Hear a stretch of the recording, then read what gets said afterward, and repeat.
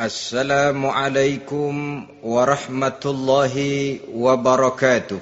Waalaikumsalam warahmatullahi wabarakatuh. Bismillahirrahmanirrahim. Alhamdulillahi rabbil alamin. Wassalatu wassalamu ala ashrafil anbiya'i wal mursalin. Sayyidina wa maulana Muhammadin wa ala alihi wa ashabihil mujahidin at-tahirin. Amma ba'du, subhanaka la ilma lana illa ma 'allamtana innaka antal alimul hakim. La haula wa la quwwata illa billahil aliyyil azim. Saudara-saudara kaum muslimin, terutama adik-adik para remaja dan pemuda yang saya cintai. Apabila seseorang akan membangun rumah, tentu saja dia akan mengadakan beberapa pilihan. Sejak dari memilih lokasi di mana rumah itu akan didirikan, sampai kepada menentukan bahan-bahan kualitas yang akan dipakainya, sampai kemudian kepada wujud dan bentuk rumah yang akan ditinggalinya. Demikianlah bahwa untuk membangun sebuah rumah yang hanya untuk menaungi kehidupan di dunia ini, kita mengadakan berbagai macam pilihan. Apalagi kalau kita akan membangun sebuah rumah tangga yang kita harapkan tidak hanya akan menaungi kehidupan di dunia ini, tidak hanya untuk kepentingan kita saja, tetapi juga untuk kepentingan anak cucu kita di belakang hari, termasuk sampai kepada hari akhirat nanti. Oleh karena itu, pada pertemuan kali ini, saya hanya ingin khusus berbicara kepada adik-adik remaja dan para pemuda, bagaimana sebaiknya memilih jodoh menurut ajaran agama Islam. Dalam Al-Quran, Allah subhanahu wa ta'ala menjelaskan, Zuyyina linnasi hubbus syahawati minan nisa. Bahwa manusia, apapun jenisnya, asal dia bernama manusia, dihiasi dengan perasaan cinta kepada perempuan. Jadi sejak dahulunya secara fitrah, laki-laki senang kepada perempuan, sebagaimana perempuan pun senang kepada laki-laki. Dihiasi rasa cinta ini dalam kehidupan manusia. Dan oleh karena adanya rasa cinta, berkembanglah segala macam persoalan. Sehingga seorang ahli cinta pernah berkata, cinta adalah 5 huruf yang membuat persoalan tidak akan pernah selesai. 5 huruf yang membuat persoalan tidak akan pernah selesai-selesai. Tetapi dalam kehidupan sehari-hari sering kita saksikan bahwa cinta ini bisa mendorong, memberikan motivasi yang baik, dan cinta ini pun bisa juga memberikan dorongan yang tidak baik. Oleh karenanya, apabila cinta itu ibarat setetes embun yang jatuh di bumi yang subur, akan tumbuhlah di atasnya aneka ragam bunga-bungaan yang harum semerbak, indah mewangi, sedap dipandang orang, menebarkan rasa aman, damai, sentosa, dan begitu selanjutnya. Tapi jika cinta itu jatuh di hati yang gersang dan tandus, tidak ada yang akan dapat tumbuh di sana selain sirih memanjat batu, kuning daunnya, lemah gagangnya.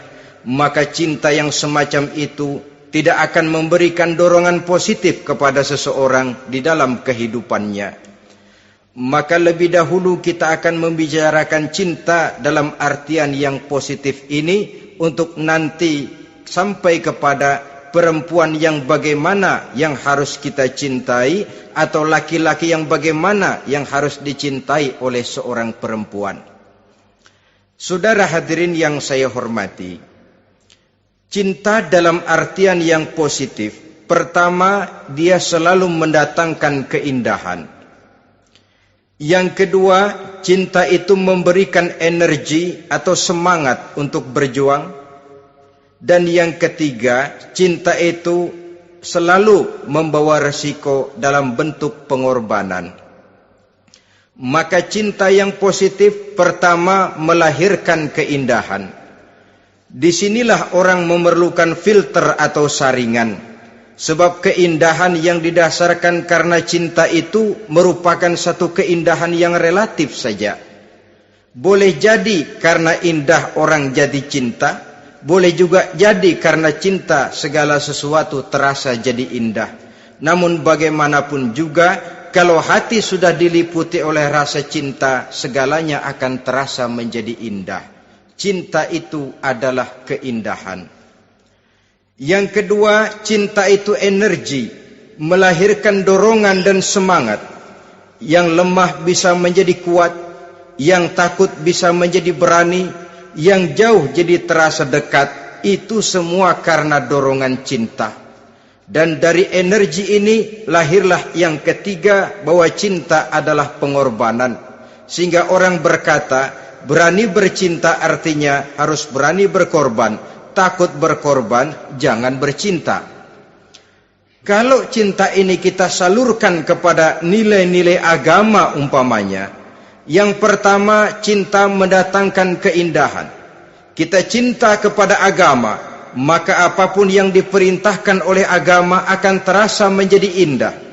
Solat akan terasa menjadi indah, puasa terasa menjadi indah, zakat terasa menjadi indah, jihad pun akan terasa menjadi indah. Persis kalau kita cinta kepada seorang gadis. Jika kita cinta kepada seorang gadis, apanya saja akan kelihatan menjadi indah. Jalannya terasa indah, lenggang-lenggoknya terasa indah, suaranya merdu padahal cemprengnya bukan main.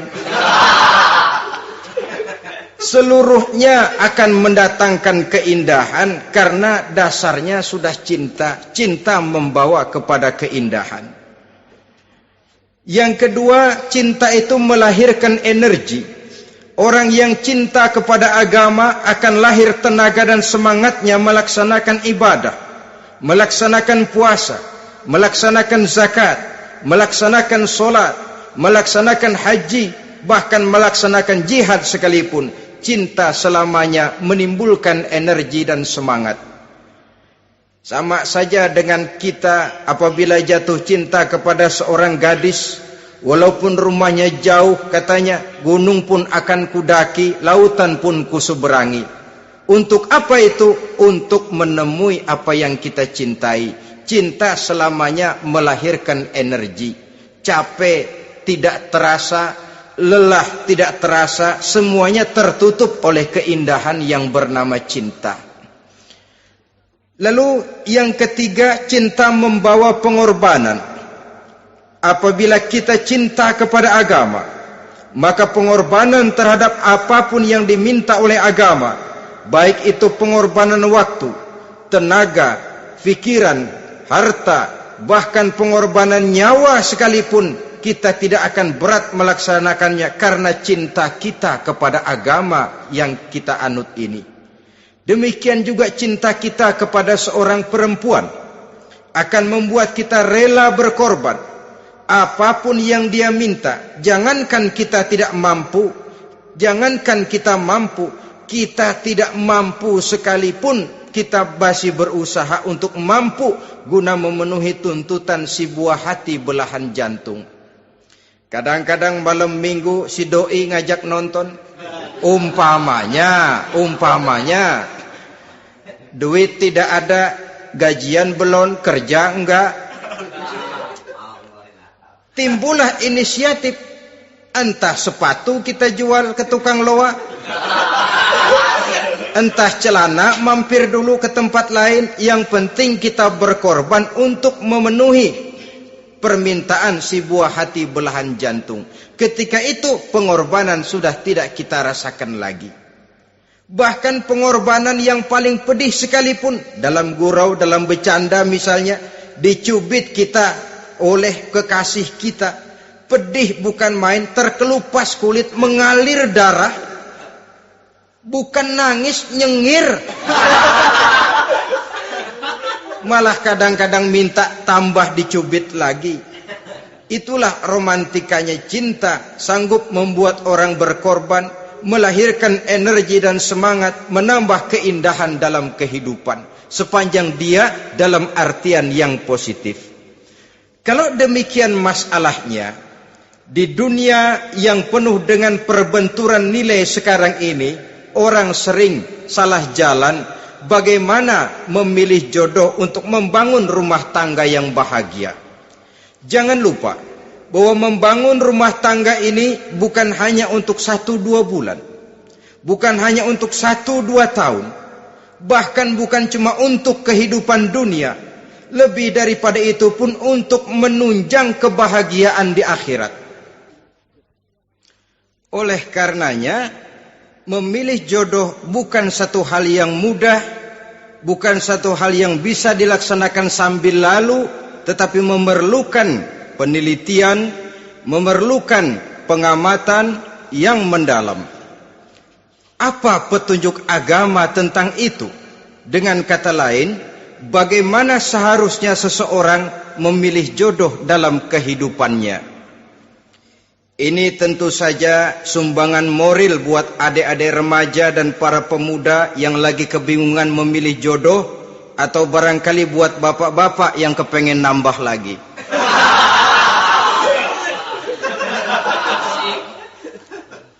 Mohon maaf kepada ibu-ibu, saya tidak menganjurkan, cuma ngajarin. Yang pertama, menurut Nabi, nikahilah perempuan itu karena rupanya, karena hartanya, karena keturunannya, dan karena agamanya. Ada 4 motif utama di sini. Pertama, memilih jodoh, lihatlah rupanya. Lagian siapa yang kepengen dapat jodoh rupanya enggak karu-karuan? Cari rupa yang cantik, indah, dan menawan. Namun jangan lupa, saya katakan di zaman di mana sering terjadi benturan nilai seperti sekarang ini, orang sulit untuk mendapatkan keaslian.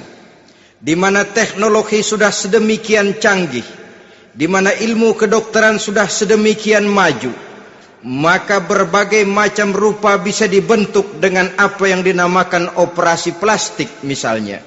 Yang pesek bisa dibikin mancung, kuping yang kelebaran bisa dibikin sedang, pipi yang kembung sebelah bisa dibikin rata, janggut yang tidak menarik bisa dibikin lebah bergantung katanya.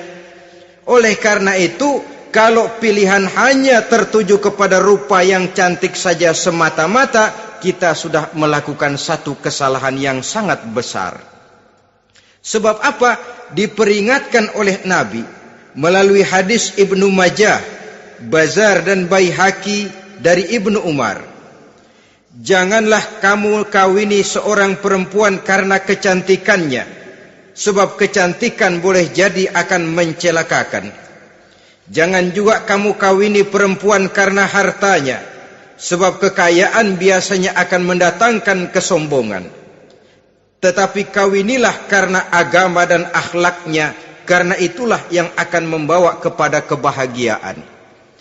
Saudara-saudara kaum muslimin, terutama adik-adik remaja dan para pemuda, dikala usia puber, apalagi mata baru terbuka, awal balik namanya, remaja sering kehilangan filter. Pokoknya asal ngelihat rupa yang sudah lemot, denok, geboy,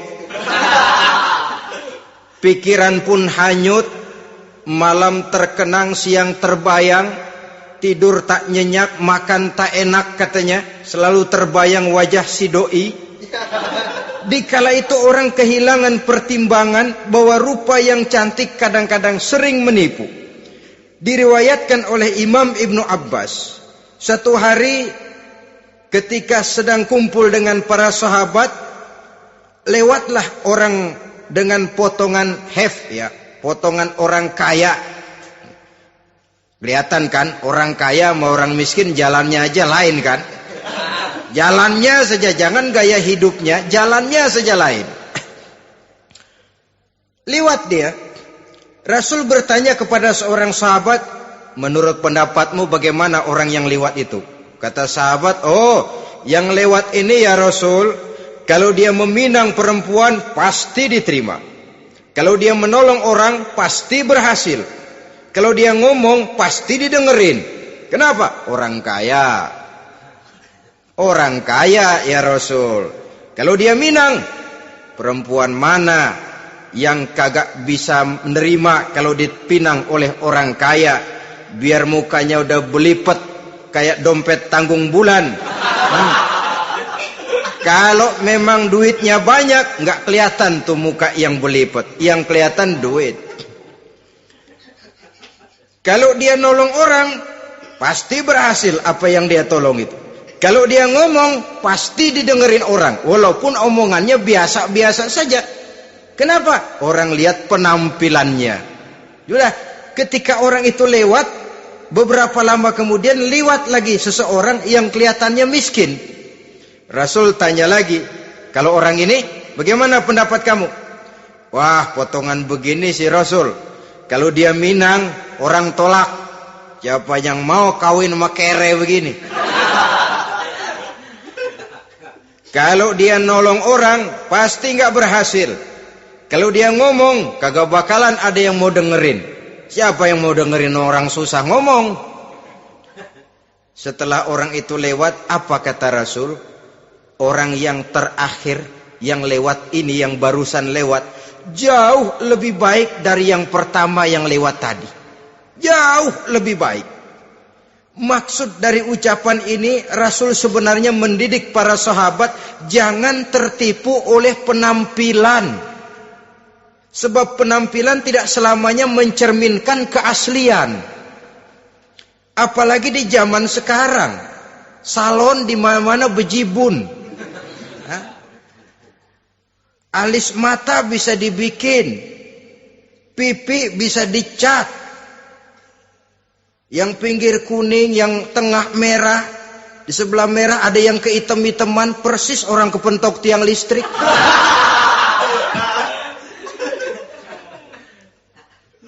Kecantikan yang artifisial, kecantikan yang bukan alami. Karena itu silakan saja cari yang cantik, tapi jangan terpaku sampai di situ.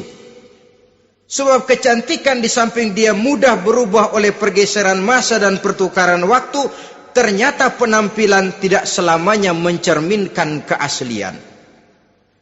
Lain hari seorang sahabat pernah mengadu, "Ya Rasul, ada apa? Inna imraati la turaddu yadul lamis." Ya Rasul, istri saya tidak pernah menolak tangan orang laki yang menjamahnya, mengajak salaman kepadanya. Apa jawab Rasul? Ceraiin aja. Tapi hati saya berat ya Rasul, saya cinta betul sama dia. Ya kalau hatimu berat, jaga dia baik-baik. Nah, dari riwayat ringkas ini kita ambil satu perbandingan. Memang punya istri berwajah cantik itu kadang-kadang si malakama kalau imannya tidak kuat. Si malakama.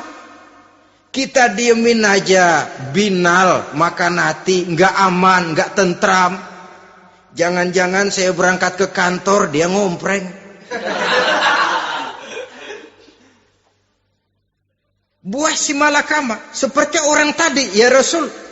Istri saya kelihatannya, sebenarnya nggak negatif maksudnya ini, cuma bersalaman, tapi terlalu ngobrol. La turaddu yadul lamis, tidak pernah menolak orang yang ngajak salaman. Ya sekedar salaman. Tapi kan awalnya dari salaman. Kalau sudah salaman kan strum bisa ngederdet dari tangan situ. Kata Rasul sederhana saja. Ya kalau memang begitu ceraiin. Saya nggak kuat Rasul. Saya cinta betul sama dia. Kalau kau tak kuat berpisah dengan dia, jagalah dia baik-baik. Ajar, didik, tanamkan rasa keagamaan di dalam hatinya. Saudara-saudara kaum muslimin, jadi rupa yang cantik tanpa didasari oleh nilai-nilai agama akan membuat seorang suami di rumah tangganya seperti si malakama. Seperti berhadapan dengan buah si malakama kalau tidak diiringi dengan nilai-nilai moral yang luhur dan bekal agama yang tangguh. akan pergi jauh dari rumah rasanya tidak aman. Sedangkan di rumah saja siapa yang akan mencari nafkah? Dan begitu selanjutnya. Orang tadi jelas berhadapan dengan buah si malakama. Didiamkan, makan hati. Sebab, maaf, kalau seorang suami sudah tidak punya rasa cemburu terhadap istrinya, itu kan yang disebut dayus. Dan dayus itu, jangankan masuk surga, bau surga saja dia tidak dapat. Tapi cemburu dalam artian bukan cemburu buta, cemburu dalam artian yang wajar. Dia cemburu, akan dikerasi takut kalau istrinya minta cerai, sedangkan dia cintanya sudah kadung medok bener.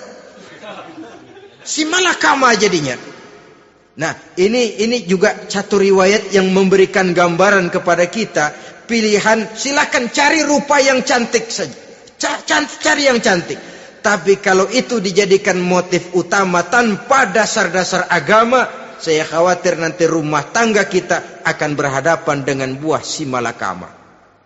Jadi adik-adik remaja, usaha, ikhtiar, cari yang cantik, yang kira-kira nggak membosenin, supaya kita betah tinggal di rumah, supaya kita merasa ada tempat berbagi rasa, ada tempat kita bernaung. Sebab kalau nyari bini sebini-bininya mah, ya jodoh di tangan Tuhan, kagak usah nyari juga ntar datang diri umpamanya. Iya, kalau yang datang peot. Orang harus berusaha, walaupun pada akhirnya jodoh toh memang ditentukan Allah. Kan 3 hal yang kita tidak bisa menentukan itu katanya. Maut, rezeki, jodoh. Itu yang masuk mysterious problem. Problem yang misterius. Maut, misterius. Kapan kita mati, kita sendiri tidak tahu. Tahun depan, 50 tahun lagi, 100 tahun lagi, tidak pernah seorang pun diberitahu. Tapi yang pasti dia bakal datang. Kapan dan di mananya, kita tidak tahu. Bisa di rumah, bisa di masjid, ya alhamdulillah. Bisa di majelis taklim, syukur. Bisa di medan perang membela agama, bagus. Pasti dia akan datang. Maut, mysterious problem. Sesuatu yang kita tidak tahu kapan datangnya. Rezeki, gitu juga. Sehingga orang sering bilang, rezeki katanya kayak bayangan. Kita uber-uber, dia lari. Kita diam, dia mah diam. Setengah mati kita uber-uber. Emang ukuran segitu? Segitu aja. Begitu kita nggak ngapa-ngapain, datang yang bawain rezeki. Namanya rezeki itu mysterious problem. Kadang-kadang ngobek, sungsang, sumbul, udah segala tanah orang kita ukur-ukurin. Udah segala ngomong sudah nggak ada yang loh, tuh sudah buta. Tapi memang bayangan, kalau belum rezeki ya belum. Kadang-kadang nyari kode sampai tidur di kuburan. Belepotan tanah kuburan loh. Yang aneh lagi kadang-kadang orang gila ditanyain. Allahu Akbar, ini kode-kode zaman sekarang ini. Sampai orang waras nanyain orang gila itu gimana itu. Ini sudah efek yang betul-betul negatif. Sudah jelas orang gila kok ditanya. Apa kira-kira yang nanya nggak lebih gila dari yang gila itu?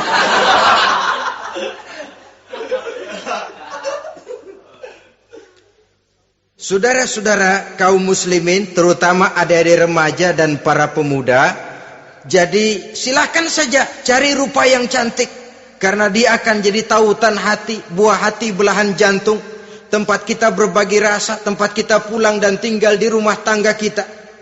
Tapi hendaknya kecantikan rupa itu diiringi juga dengan kecantikan budi.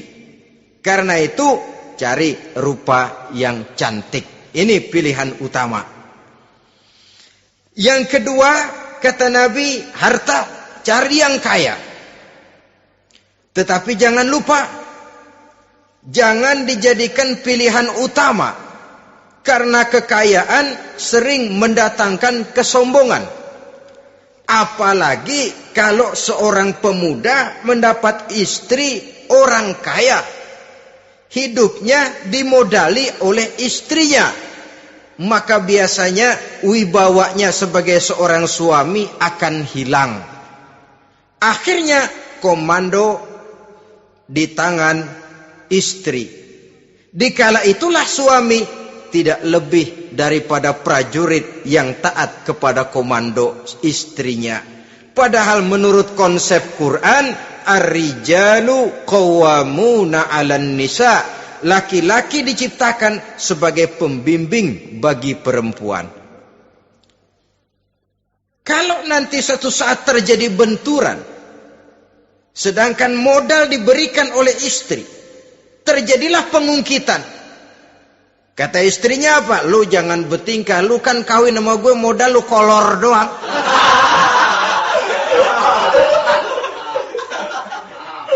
Kalau sekarang bertingkah, silakan keluar rumah.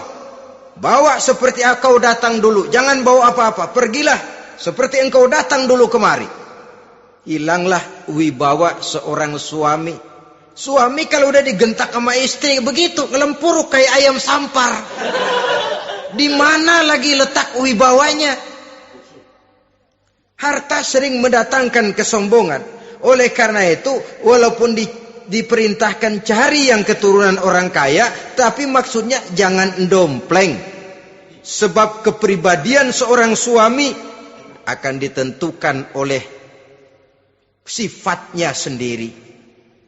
Keberadaannya ditentukan oleh karya dan perbuatannya sendiri. Itulah yang akan menampilkan kepribadian dia dalam kehidupan di masyarakat ini. Saudara-saudara kaum muslimin, terutama adik-adik remaja dan para pemuda, kan kadang-kadang di zaman sekarang kan kelas-kelas gigolo, playboy ya, nyari tante-tante kesepian, mejeng-mejeng di pinggir-pinggir jalan dengan harapan apa? Ya barter lah, tukar tambah. Nah, supaya dapat rokok, dibelikan pakaian, motor dan sebagainya. Tapi yang jelas hilang harga diri sebagai laki-laki, dan itu yang paling mahal. Kalau seorang laki-laki sudah kehilangan harga diri, apalagi yang bisa dibanggakan dalam kehidupan ini? Apa artinya naik mobil kalau kepala tertunduk ke bawah? Apa artinya jalan di tengah masyarakat kalau kita tidak bisa menengadah dengan satu kebanggaan?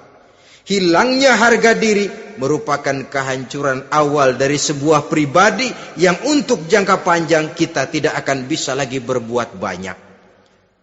Tanpa harta orang memang sulit untuk bahagia, tapi harta semata-mata bukan merupakan jaminan bahwa orang lantas akan bahagia. Saya barangkali harus berkata, banyak orang miskin yang kaya, tapi tidak sedikit orang kaya yang miskin. Saya ulangi ini. Banyak orang miskin yang kaya, tetapi tidak sedikit orang kaya yang miskin. Nah, bagaimana pengertiannya? Orang miskin yang kaya, materinya sederhana, peralatan rumah tangganya sederhana, tapi hatinya kaya. Oleh karena hatinya kaya, jiwanya lapang. Sebaliknya, orang kaya yang miskin, di tengah kelimpahan materi yang berlimpah, segalanya serba ada, hatinya yang miskin. Kelimpahan materi tidak akan sanggup mengobati kemiskinan hatinya. Sehingga di tengah kehidupan yang serba ada, dia masih merasa kurang, maka dia tidak pernah cukup. Di tengah kemilauan dan gemerlapan serta glamornya rumah mewah, dia merasa hidup di tengah gurun pasir yang gersang dan tandus. Karena itu, biarlah miskin harta tapi kaya budi, daripada kaya harta tapi miskin budi. Lebih utama lagi kaya harta, kaya budi. Itu idealnya. Dasar pilihan ketiga sesudah rupa dan harta menurut Nabi, keluarga. Faktor keturunan sangat menentukan. Pepatah mengatakan, buah apel akan jatuh tidak terlalu jauh dari pohonnya. Biasanya kalau bapak kalong, anak kampret. Bapak nyolong, anak nyopet. Itu fotokopi. Saudara-saudara, sungguh pun demikian, faktor keluarga bukan merupakan yang paling dominan. Karena segalanya memang bergantung kepada hidayah dari Allah Subhanahu wa ta'ala. Kalau hidayah datang, bisa saja anak maling bisa jadi kiai. Kalau hidayah datang, bisa saja anak Nabi malah ikut bersama orang-orang kafir. Pada akhirnya orang mau besar atau tidak, bukan dengan jalan menyempeng kepada keturunan orang lain, tapi ditentukan oleh kepribadian dirinya sendiri. Tidak bisa kita menjadi besar dengan menyebut kebesaran orang lain. Itu sebabnya dicontohkan oleh Imam Ali pada saat beliau berkata, "Laisal fata may yaqulu kana abi, walakinnal fata may yaquluha anadha." Anak muda yang gentleman adalah anak muda yang berani berkata, "Inilah saya." Bukan anak muda yang membanggakan leluhurnya. Ini kan zaman sekarang ini lagi ngetop-ngetopnya lagu-lagu cengeng katanya dah. Sebenarnya menurut saya bukan cuma lagu cengeng yang jadi masalah. Lagu cengeng cuma satu efek dari sikap yang lebih utama dari itu, yaitu mental cengeng. Kalau mental sudah cengeng, apapun yang kita lakukan akan jadi cengeng. Tidak cuma lagu, kebudayaan yang lahir akan kebudayaan cengeng. Jadi pengusaha cengeng. Jadi pejabat cengeng. Jadi kiai cengeng. Kenapa? Mental cengeng. Di antara mental cengeng itu apa? Mengandalkan fasilitas atasan. Kalau tidak ada fasilitas dari atas, lantas tidak bisa berbuat apa-apa. Cengeng. Menjadi besar bukan karena karier pribadi, tapi karena nasib katrolan. Itu pun termasuk mental cengeng.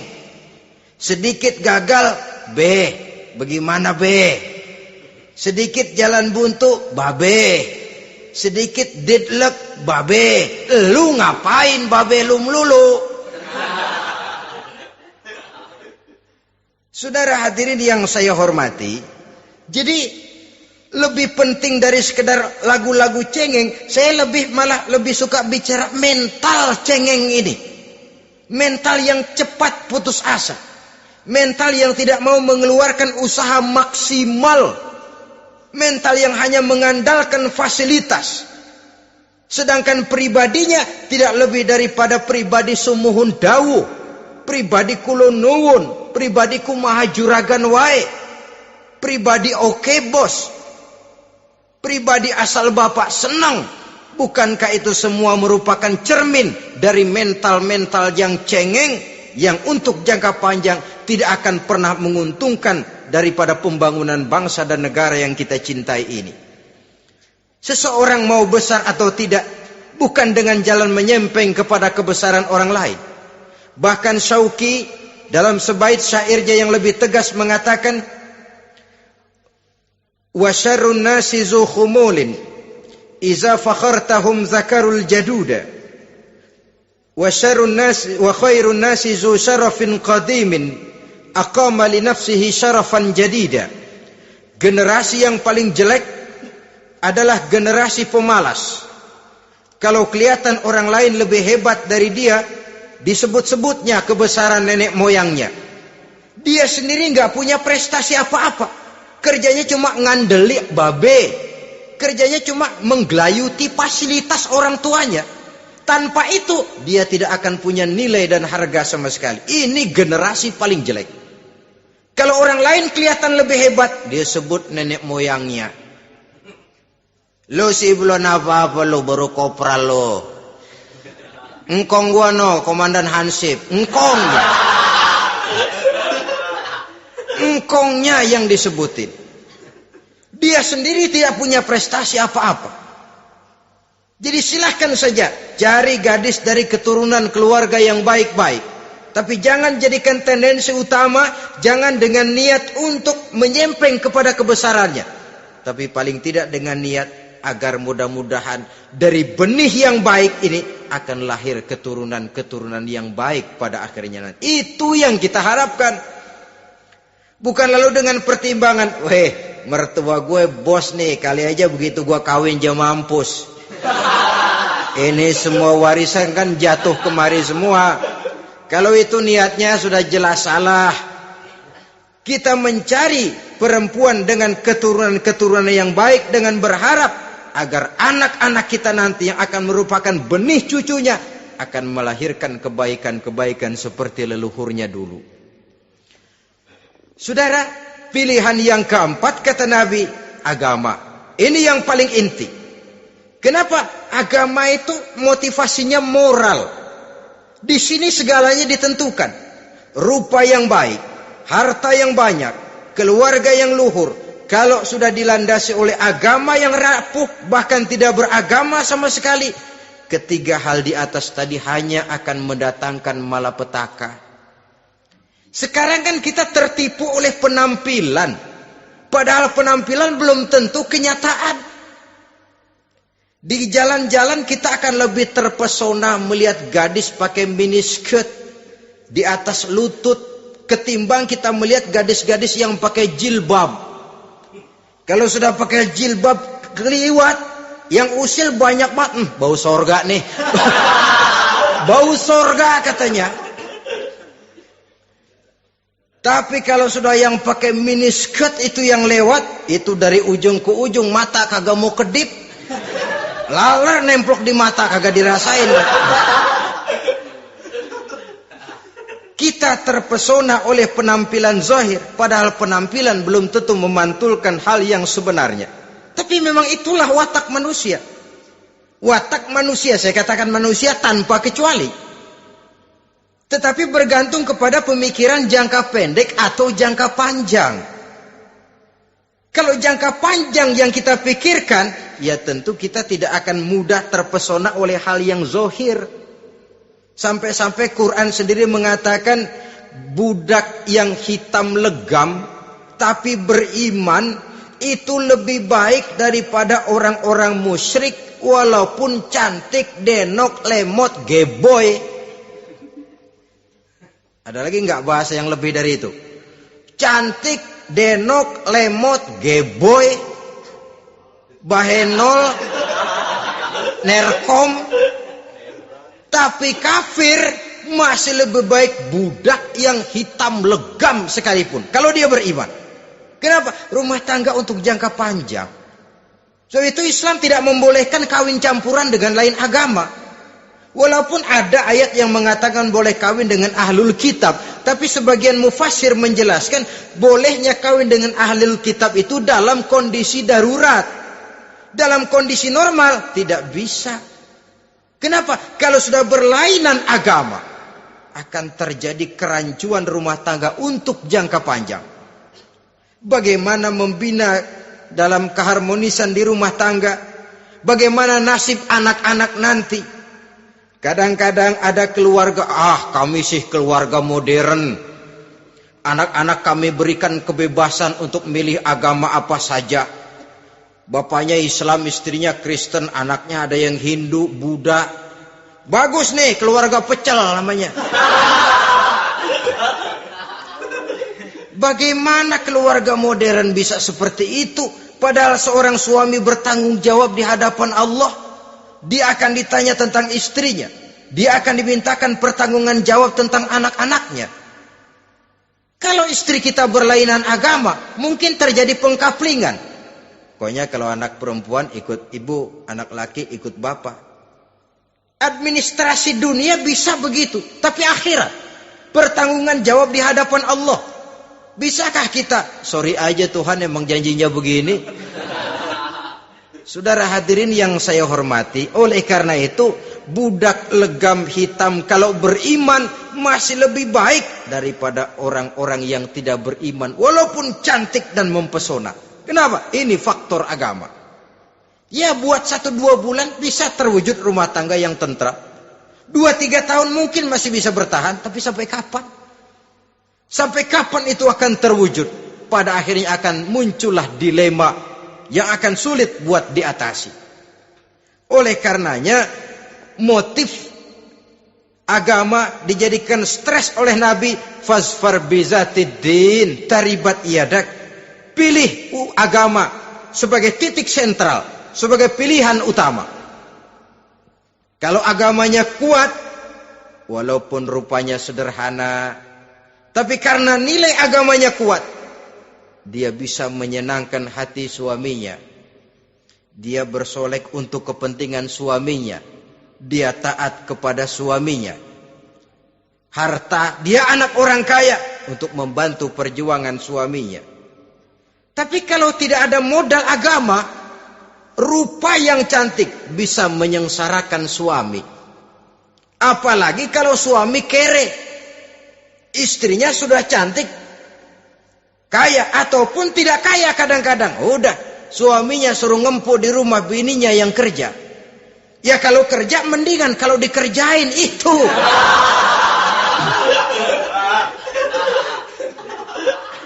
Itu yang repot. Saudara hadirin yang saya hormati, dan ini bukan satu dua kasus. Alangkah malangnya kalau sudah terkena hal seperti itu. Akhirnya seperti pengaduan sahabat kepada Rasul tadi. Mau diceraiin, cinta saya udah medok benar Rasul. Enggak diceraiin, hati saya ngebet, pegel. Si malakama akhirnya. Jadi oleh karenanya agama. Kalau dia cantik, walaupun miskin, agamanya kuat, dia bisa memelihara kehormatan diri. Dia kaya, agamanya kuat, hartanya disalurkan di jalan Allah. Karena itu agama jadikan pilihan utama. Dan ukuran agama itu bukan cuma jilbab loh. Ya kadang-kadang ada juga yang jilbabnya nggak pernah lepas, tapi kadang-kadang akhlaknya lebih binal dari yang keribo. Ada cuma sekedar kamuflase saja, itu pun penampilan. Sekedar penampilan saja. Cuma dari segi aurat ya memang lebih baik dan lebih utama. Dan saya kira lebih mengundang penasaran toh. Duren kalau udah dibuka kan kelihatan isinya. Emang udah begitu. Udah. Tapi kalau masih rapat, itu yang rasanya kita pengen buka. Timbul tantangan. Gue pengen tahu isinya. Rasanya juga begitu. Sama saja dengan baju. Kalau dibungkus rapat di plastik, ditaruh di etalase, adanya di toko serba ada. Tahu kita barang mahal nih. Biar punya duit, kita mau nawar ragu-ragu, takut nggak cukup. Tapi kalau barang sudah dibuka di jalanan, diobral di pinggir jalan, murahan, 1.003 masih dicampur odol. Yang begitu sih biar nggak punya duit, kita berani banget tanya, nawar, megang lagi nyemek. Berat duit nih bang. Kenapa? Barang sudah terbuka. Jadi saudara-saudara, syukur kalau keempat-empatnya ini jodoh terkumpul dalam jodoh yang saudara cari. Sudah rupanya cantik, kaya, keturunan orang baik-baik, agamanya kuat. Nah, surga dunia tuh. Yang begitu cari. Kalau ada yang begitu, saya juga mau nambahin satu lagi.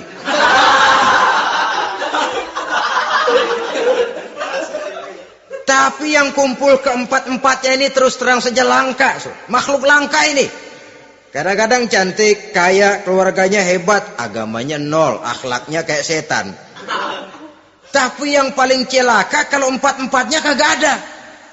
Rupanya jelek, melarat, bapaknya biang maling, kagak beragama lagi. Apanya yang mau dipilih? Mampus saja mendingan. Sudah nggak ada pilihan sama sekali tuh. Sudah nggak ada pilihan sama sekali. Saudara hadirin yang saya hormati, terutama adik-adik remaja. Nah, lalu apa motivasi agama dalam pembinaan ini apa? Agama ini kan memberikan contoh bahwa perempuan yang baik itu, yang kita ingin jadikan dia sebagai ideal dalam pencarian jodoh, tandanya 3. Iza ra'aitaha saratka, kata Nabi.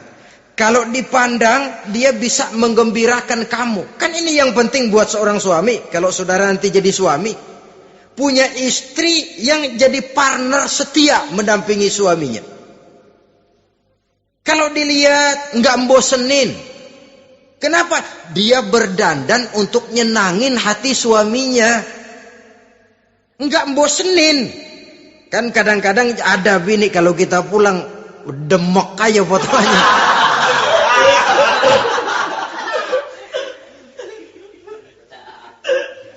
Ini yang bikin suami enggak betah di rumah ini kan yang begini. Adapun perempuan yang beragama, apabila dipandang oleh suaminya, dia pandai menyenangkan hati suaminya. Andai kata suaminya dalam kesulitan, dia tidak menambah beban kesulitan. Paling tidak dia bisa memberikan satu bantuan moral. Bantuan moral untuk mengurangi beban kesulitan daripada suaminya. Suami pulang dagang rugi, kata istrinya, romantika bang. Sekali-sekali lah, masa selamanya dagang mau untung. Besok siapa tahu untung lebih besar. Kan meringankan toh. Kadang-kadang enggak, suami pulang dagang dari pasar panas, rugi. Sampai rumah bini pidato. Pletar-pletor. Lu dagang rugi, emang lu laki goblok.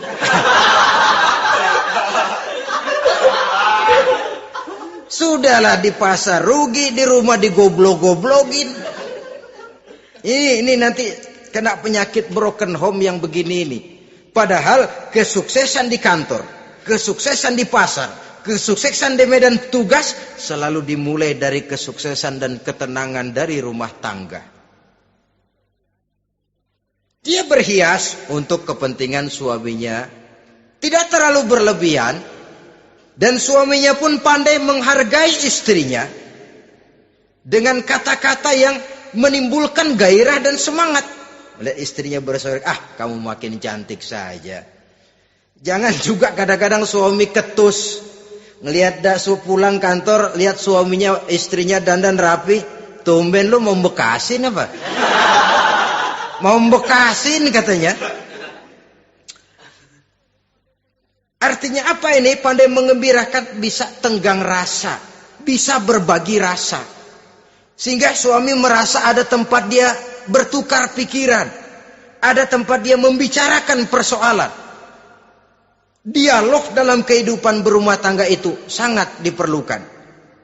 Iza ra'aitaha sarratka, kalau dipandang dia sanggup mengembirakan kamu. Dikasih uang 500 senyum, 5.000 pun ketawa. Menggembirakan. Dia bisa taruh kata hatinya kesel, tapi mulutnya senyum. Nah ini yang sulit ini. Senyum tapi kesel, kesel tapi senyum. Kadang-kadang istri itu kan kalau sudah kesel, suami pulang nggak bisa dia menyembunyikan kekesalannya. Dari jauh suami sudah lihat ini yang nyambut, ini bemo ini. Udah monyong serem. Saudara hadirin yang saya hormati, yang kedua, bila diperintah dia taat. Ini pengaruh agama. Sehingga Nabi mengatakan, "Lau amartu li ahadin ayyasjuda ila ghairiha, la amartul mar'ata litasjuda ila zawjiha, likibari haqqihi 'alaiha." Andai kata saja boleh aku memerintahkan manusia untuk sujud kepada sesama manusia, pastilah aku perintahkan perempuan untuk sujud kepada suaminya. Kenapa? Karena besar hak suaminya kepada dirinya. Untung sujud kepada manusia tidak boleh. Andai kata boleh, perempuan disuruh sujud sama suaminya. Ini tidak perlu sampai sujud, cium tangan saja minta ridho suami. Kadang-kadang perempuan sekarang berat. Paling banter setahun sekali lebaran doang. Laki pulang sembahyang tubruk, cium tangan, minta redo, nangis segala macam. 3 hari habis lebaran, beras habis, monyong aja lagi.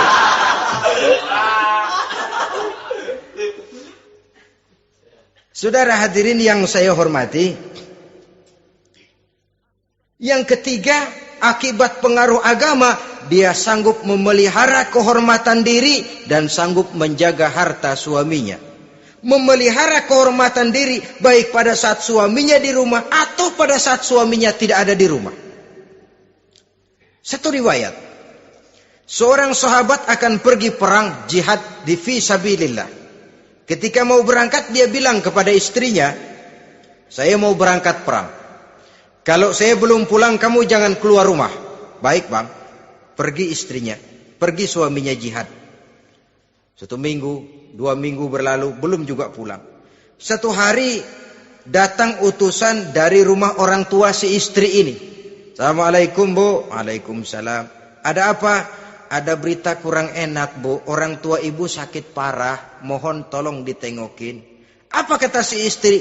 Maaf saja, suami saya belum pulang dari medan perang. Saya belum dapat izin keluar rumah kalau dia belum pulang. Tolong sampaikan maaf saya kepada orang tuanya. Pulanglah utusan tadi. Besok balik lagi. Bu, ada apa? Udah Senin Kemis. Napasnya sudah sampai tenggorokan. Tolong tengokin buat terakhir kalinya bu. Suami saya belum pulang. Dia pesan kalau dia belum pulang saya jangan keluar rumah. Saya nggak bisa tengokin orang tua saya. Salam maaf saja. Pulang utusan itu. Besok balik lagi. Bagaimana? Sudah meninggal bu. Mau dikubur. Tengokinlah buat terakhir kalinya. Suami saya belum pulang. Saya belum berani keluar rumah kalau suami saya belum pulang. Itu janji saya sama suami saya. Pulanglah utusan ini ngadu kepada Rasulullah sallallahu alaihi wasallam. Ya Rasul, ini perempuan kelewatan benar. Dari orang tuanya sakit sampai sekarat, sampai mati, sampai dikuburin dia nggak nengokin. Memangnya kenapa? Suaminya katanya pergi jihad. Dan suaminya tidak mengizinkan dia keluar rumah kalau si suami belum pulang. Apa jawab Rasul? Marahkah beliau? Tidak, beliau senyum. Apa katanya? Dosa orang tua yang meninggal ini telah diampuni oleh Allah karena dia punya anak perempuan yang begitu taat kepada suaminya. Allahu Akbar. Dosa orang tua yang sudah meninggal itu diampuni oleh Allah karena dia punya anak perempuan yang begitu taat kepada suaminya. Ketaatannya kepada suaminya menyebabkan dosa orang tuanya diampuni oleh Allah Subhanahu wa taala. Suami pergi jihad, orang tua sakit keras, tidak berani dia keluar rumah. Itu tandanya bisa menjaga kehormatan diri. Kalaupun satu saat suaminya manggil, bu, tolong ambilin uang di dompet. Dompetnya dibawa, bang, ambil saja sendirilah, nanti salah ambil lagi saya. Kadang-kadang enggak, suaminya pergi mandi, dompet berantakan. Saudara hadirin yang saya hormati, ini motivasi agama. Jadi kecantikan zahir yang diimbangi dengan kecantikan batin oleh karena pengaruh agama tadi. Kalau sudah kemari, orang tidak perlu mikir-mikir operasi plastik, bikin yang pesek jadi mancung supaya orang tertarik. Bikin belakang yang kurus jadi menarik. Tidak. Orang tidak perlu lagi pakai susuk-susukan. Dipasang di bibir supaya kalau senyum orang gempor.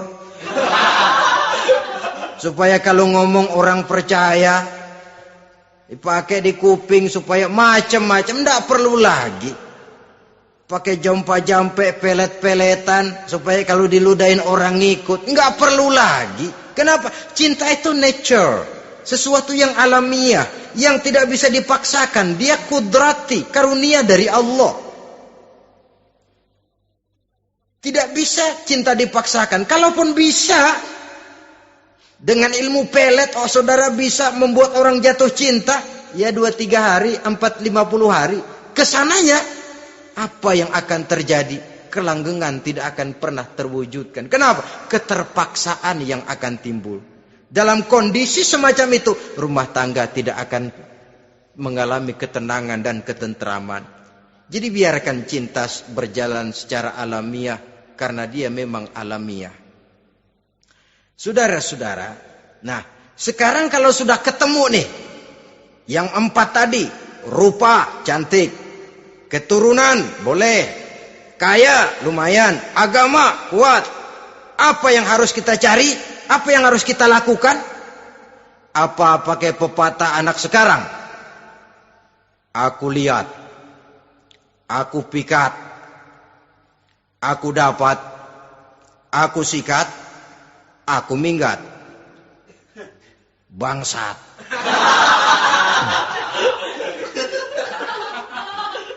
Itu kan ada moto cinta kilat begitu tuh.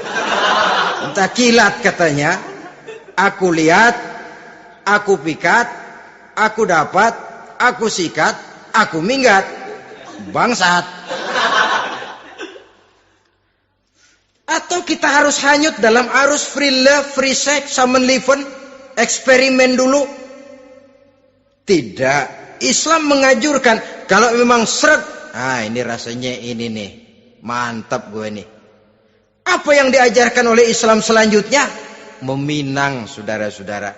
Meminang adalah langkah awal untuk mengikat tali pernikahan. Diizinkan meminang, dan di dalam meminang pun diizinkan untuk melihat. Cuma kalau boleh, ya syaratnya itu waktu melihat itu jangan sampai ketahuan si perempuan yang akan kita pinang itu. Untuk apa kita meminang? Pertama untuk yakin bahwa perempuan yang kita inginkan ini sudah kumpul syaratnya itu, tidak ada cacatnya. Yang kedua, untuk memperkuat tekad hidup berumah tangga, diperlukan meminang. Adapun adat itu berbeda. Tapi bahwa konsep meminang itu dalam Islam ada, itu jelas. Ya kalau mesti bawa pisang raja, pakai roti buaya, pakai martabak segede ban mobil truk segala macam, itu adat saja, ya. Tapi yang real meminang itu ada dalam Islam. Nah, bagaimana adab meminang? Setelah kita tahu anak ini cantiknya ya, keturunan baik, ya kekayaannya lumayan, agamanya kuat, pinanglah dia. Caranya boleh lihat langsung. Lihat langsung kalau bisa tanpa setahu si perempuan. Dan batas yang boleh dilihat itu muka dan tangan. Itu saja. Jadi jangan gerusak. Minta permisi Pak, saya mau ngelihat anak bapak seutuhnya. Soalnya buat saya ini nanti. Apanya aja dibedolin, jangan. Kira-kira yang boleh itu muka sama tangan. Andai kata kita risih, sebab nanti kalau nggak jadi akan jadi timbul rasa malu dan si perempuan juga kasihan. Boleh mengutus perempuan yang kita percaya. Coba kau ke sana, lihat kondisinya yang sebenarnya bagaimana. Kalau ngelihat dari jauh sih utuh, siapa tahu nanti tangannya kurang sebelah. Coba lihat sana. Saudara-saudara, kemudian boleh juga ditanyakan kepada orang tuanya. Dan dalam hal ini orang tua si gadis tidak boleh menyembunyikan aib atau cacat yang dimiliki oleh anaknya. Dia harus menceritakan apa adanya, sampai pun kekurangan anaknya yang paling kecil sekalipun. Sebab apa? Jangan sampai istilah pepatah beli kucing dalam karung.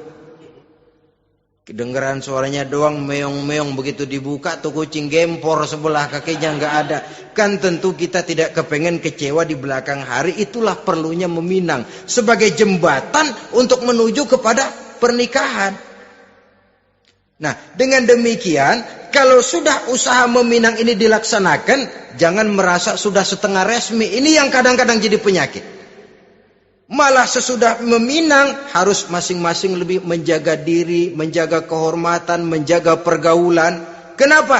Agar saat memasuki jenjang pernikahan nanti merupakan jenjang yang sangat ditunggu-tunggu. Ada rasa keinginan tahu. Kalau tidak, ya udah biasa, nggak giroh lagi ngadepin perkawinan. Kenapa? Kemarin-kemarin gue udah cobain. Hilang gairah lagi. Sebab itu kalau sudah meminang, jangan merasa sudah setengah halal. Udah minang ini Kadang-kadang orang tua juga konyol. Sudah dipinang, diumbar. Lu mau kemana kayaknya lu udah pinang.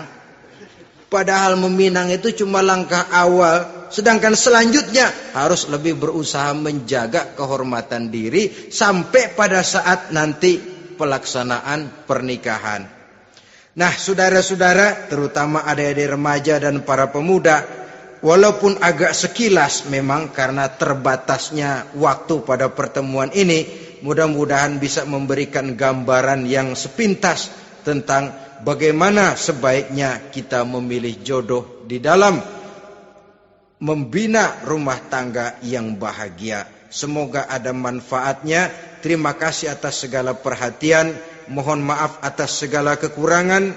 Usikum wa nafsi bitaqwallah. Wassalamualaikum warahmatullahi wabarakatuh.